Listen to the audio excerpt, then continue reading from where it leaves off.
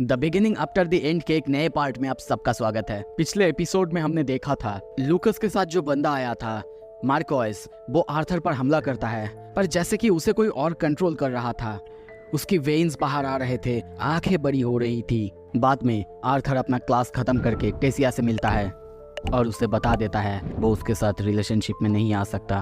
अब आगे। ये सुन के टेसिया बहुत ही ज़्यादा दुखी थी। उसकी फेस पे हम उसकी दुख को देख सकते हैं। वो सैड होते हुए कहती है, पर तभी आर्थर कहता है एटलीस्ट अभी के लिए। ये सुनते ही वो चौंकती है, कहती है मतलब अभी के लिए मतलब? आर्थर कहता है हाँ, मतलब जब तक कि हम बड़े नहीं हो जाए। और मैं सोच रहा था, पर वो कुछ और कहता है उससे पहले ही टेसिया कहती है हाँ, जैसे कि मैं तुम्हारे लिए इंतजार करूंगी। ये सुनते ही आर्थर चौंकता है और कहता है नहीं, मैं ऐसा एज्यूम नहीं कर रहा हूँ, और मुझे पता है तुम कितने ज़्यादा पॉपुलर हो, और यहाँ तक कि मुझे ये भी नहीं पता कि मुझे रेडी होने में कितना वक्त लगेगा।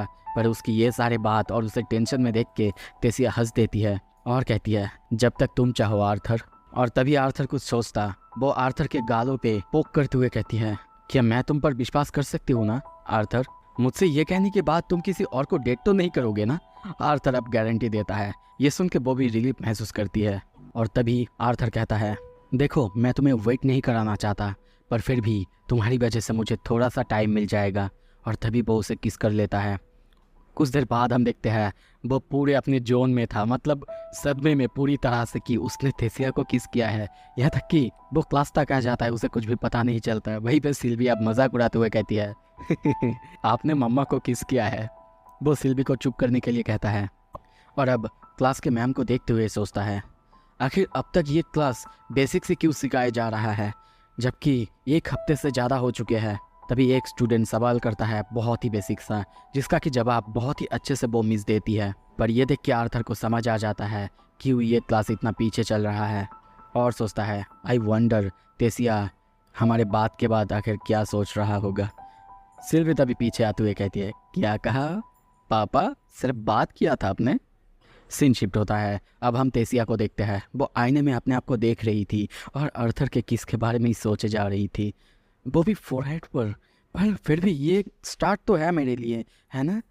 मैं इतना आगे जाना नहीं चाहती, पर मैं सोच रही हूँ हमारे बच्चे कैसे होंगे। और वो इमेजिन भी करने लगती है और तभी सोचती है क्या बच्चे? तो फिर इसके लिए तो मुझे और आर्ट को वो करना। और तभी शर्मा जाती है। क्या लगता है आप लोगों को टेसिया क्या सोच रही होगी? आप लोग मुझे कमेंट में बताओ। तभी सीन शिफ्ट होता है। रात हो चुका है। हम दो स्टूडेंट्स को दीवार पे कुछ लिखते हुए देखते हैं। तभी वहीं पे आर्थर उनके पीछे आता है और कहता है ओह, देख के अच्छा लग रहा है, क्या मैं भी ज्वाइन कर सकता हूँ? एक स्टूडेंट तो उसे देख के वहाँ से भाग जाता है, पर तभी पीछे जो लड़की थी वो उसे मारने के लिए आगे बढ़ती, पर आर्थर उसे उसके अटैक को तो डॉज करता ही है और अपने पैरों से टैकल करता है, जिसके वजह से वो नीचे गिर जाती है। वो कहती है क्या तुम्हारे अंदर कोई मैनर्स नहीं है, तुम एक लड़की को पीट रहे हो? आर्थर कहता है मैं जेंडर इक्वलिटी में मानता हूँ। और तभी अपने पावर्स को दिखाते हुए कहता है तो बताओ, क्या तुम मेरे पावर्स को टेस्ट करना चाहोगी या फिर अपने आप एडमिनिस्ट्रेशन ऑफिस में जाना चाहोगी? तभी वहाँ पे हम दूसरी तरफ, आई थिंक इसका नाम थियो है, उसे देखते हैं। उसने दूसरे बंदे को पकड़ लिया है। उसके पास से कोई सिंबल या फिर कुछ भी नहीं मिला था, यहाँ तक कि इस लड़की के पास भी नहीं था। थियो उन दोनों को लेकर एडमिनिस्ट्रेशन क्लास में चला जाता है। तभी सिल्वी और आर्थर वो दोनों और पेट्रोलिंग करने लगते हैं। सिल्वी कहती है पापा, मुझे बहुत भूख लगी है। आर्थर कहता है ठीक है, हमारा नाइट पेट्रोल ऑलमोस्ट ख़त्म हो चुका है, तो उसके बाद हम खाना खा सकते हैं। वो लोग पेट्रोल कर ही रहे थे, पर तभी सिल्वी को कुछ महसूस होता है। वो कहती है पापा, मुझे वियर्ड माना सेंस हो रहा है। ये कहते ही आर्थर उसे लेके एक बहुत बड़े से पिलर के पीछे छुपता है। दूसरी तरफ हम एक बंदे को दौड़ते हुए देखते हैं। उसके पीठ पे भी हम उसी तरह के सिंबल्स को देखते हैं। वो भाग रहा था। दूसरी तरफ ऊपर से आर्थर उसे फॉलो करे जा रहा था। तभी वो उसके पीछे जाता, पीछे से काई चिल्लाता है आर्थर आर्थर। वो उसे चुप करने के लिए कहता है, पर तभी जब वो नीचे देखता है कि वो बंदा भाग चुका है। काई उससे पूछता है आर्थर क्या हुआ है यहाँ पे? ये मेरा पेट्रोलिंग एरिया है। आर्थर उसे कहता है मैंने एक बंदे को देखा जिसके पास भी बिल्कुल मार्कोस जैसा ही सिंबल्स थे। काई थियो के बारे में पूछता है। आर्थर सब कुछ एक्सप्लेन करता है। तभी उनके पास जो डैगर था वो ग्लो होने लगते हैं। अब काई उसे समझाता है, उसे जाने के लिए कहता है कि वो संभाल लेगा। आर्थर नोट करता है और वहाँ पे जाने के लिए तैयार होता है, पर पता नहीं क्यों काई उसकी तरफ अजीब नज़रों से देखता है। कुछ देर बाद दौड़ते हुए आर्थर सामने आता है और अपने सामने देखता है वहाँ पे थियो, प्रिंस कार्टिस और सब कोई थे, पर थियो की हालत ठीक नहीं था। वो आके जब पूछता है कि क्या हुआ था, थियो बताता है किसी ने पीछे से आके उस पर हमला किया था। कार्टिस वो कहता है शायद वो मार के भाग चुका है। आर्थर पूछता है उन दोनों के बारे में, क्या वो दोनों नॉर्मल थे? वो लोग बताते हैं हाँ नॉर्मल थे, पर हाँ जिसने मुझ पर हमला किया था वो शायद नॉर्मल नहीं था, या तो वो कोई वैसा मार्कोस जैसा या फिर कोई बड़ा हो सकता है जिसने मुझ पर हमला किया था। कार्टिस उसे पूछता है क्या उसने उसे देखा था? वो कहता है नहीं, मैंने उसे नहीं देखा था। पर तभी आर्थर को याद आता है कि काई उसके हाथ पे कोई चोट का निशान था। वो सिल्वी से पूछता है, सिल्वी भी कहती है हाँ मुझे भी वैसा ही लगता है। तभी थियो उससे काई के एरिया से आने का मतलब पूछता है, पर आर्थर उन लोगों को अभी कुछ नहीं बताता क्योंकि वैसे ही अभी टेंशन चल रहा है। सोचता है कि अभी ये सब बताना सही नहीं होगा। सीन शिफ्ट होता है। अगले दिन हम आर्थर को आर्टिफैक्ट क्लास में देखते हैं। वो यही सब के बारे में सोचे जा रहा था। तभी पीछे से मिस्टर गिडियन आता है और उसे चौंका देता है। आर्थर से पूछने पे वो अपना सामान दिखाते हुए कहता है ये सब उसे समझ नहीं आ रहा था और वो निराश होकर चला जाता है क्योंकि उसे लग रहा था वो कोई फिर से ग्राउंड ब्रेकिंग इनोवेशन का आइडिया उसे देगा। अब आर्थर नरेट करता है वो अपने सारे क्लासेस में मन ही नहीं लगा पा रहा है, यहाँ तक कि कुछ याद भी नहीं है।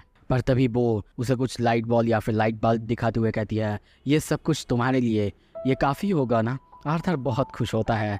पर यहाँ पे अब सिल्वी को एक बार देखो। सीन शिफ्ट होता है। दूसरी तरफ हम प्रिंस कार्टिस और बाकी सबको अब फिर से प्रैक्टिस करते हुए देखते हैं प्रोफेसर ग्लोरी की क्लास में। ग्लोरी सबको सिखा रहा था। आर्थर और सिल्वी ये सब दूर से देख रहे थे। सिल्वी कहता है मामा यहाँ पे नहीं है। आर्थर कहता है अरे छोड़ो ना तुम, वैसे भी आज रात हम उससे मिलने ही वाले हैं। सिल्वी कहती है ओह आज कोई पेट्रोल ड्यूटी नहीं है ना? आर्थर उसे हंसते हुए कहता है क्या तुम सच में पेट्रोलिंग को इतनी हेट करती हो सिल्वी? तभी देखते हैं प्रोफेसर ग्लोरी उसके पास आती है। उसकी मूड अच्छा नहीं था। ये देख के आर्थर पूछता है क्या हुआ है? वो कहती है काउंसिल ने डेंजन में जाना बैन कर दिया है, पता नहीं लेंसेज शायद कुछ इन्वेस्टिगेशन कर रहे हैं। आर्थर कहता है तो फिर इसका मतलब कोई ट्रिप नहीं होगा? वो कहती है हो सकता है लेकिन बहुत लोअर डेंजन पर होगा। पर आर्थर तुम मुझे ब्लेम मत करना अगर बहुत सारे डेंजन तुम्हारे लिए बहुत आसान हुए तो। तभी सीन शिफ्ट होता है। हम आर्थर और टेसिया को एक साथ देखते हैं। वो दोनों फिर से असाइलेशन प्रोसेस कर रहे थे। दोनों थक चुके हैं। आर्थर तभी उसे टब दिखाते हुए कहता है प्रोफेसर ग्लोरी के क्लास के बारे में पूछता है।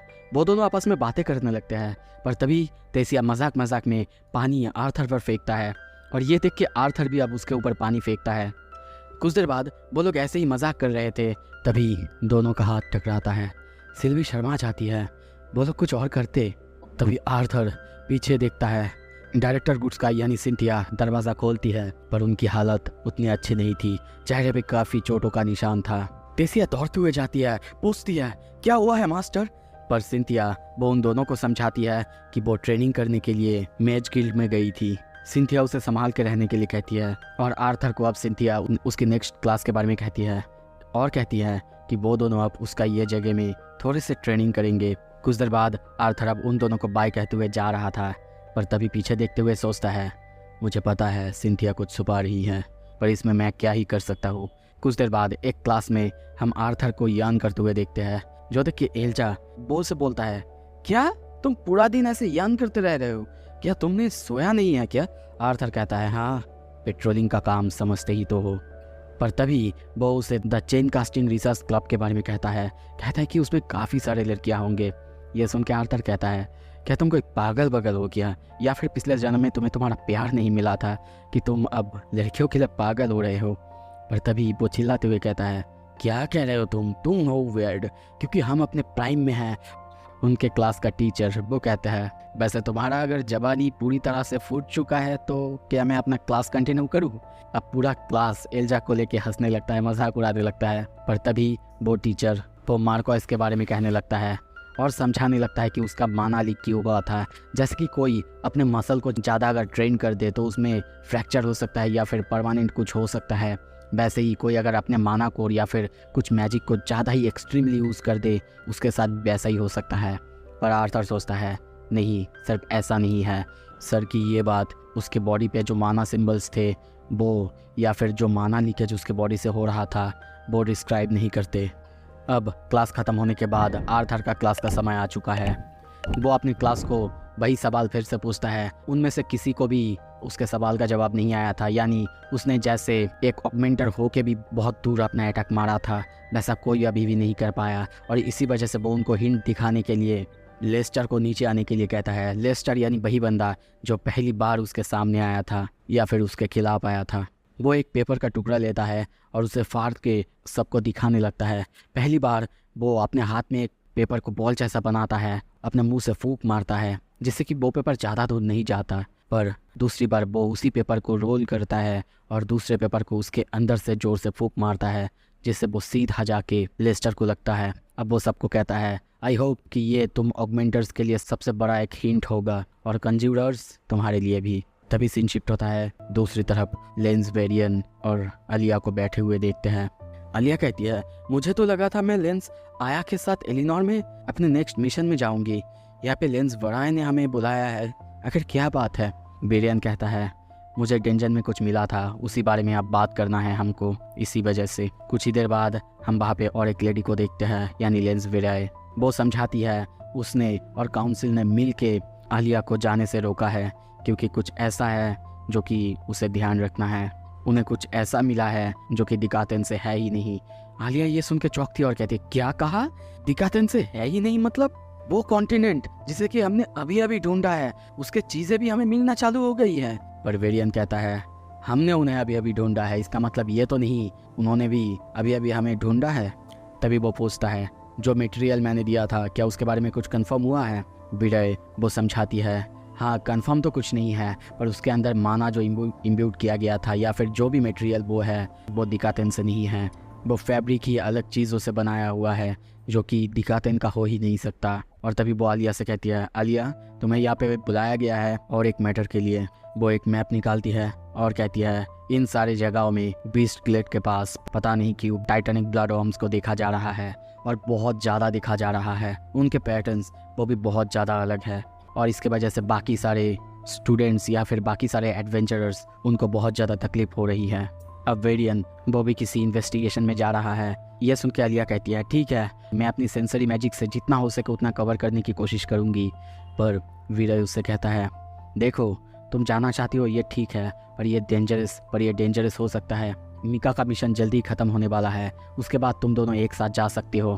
पर तभी वो कहती है, नहीं जब तक मैं उसके आने का वेट करूंगी तब तक हो सकता है कितने सारे एडवेंचरर्स को प्रॉब्लम हो। मैं इमीडिएटली इन्वेस्टिगेशन चालू करती हूँ। तो फिर ये जो नया कॉन्टिनेंट है यहाँ पे कैसी कैसी चीज़ें हमें देखने को मिलेंगी और क्या होगा आगे, सब कुछ अगर देखना है जल्दी से जल्दी लाइक करो, शेयर करो। Thank you so much, stay tuned.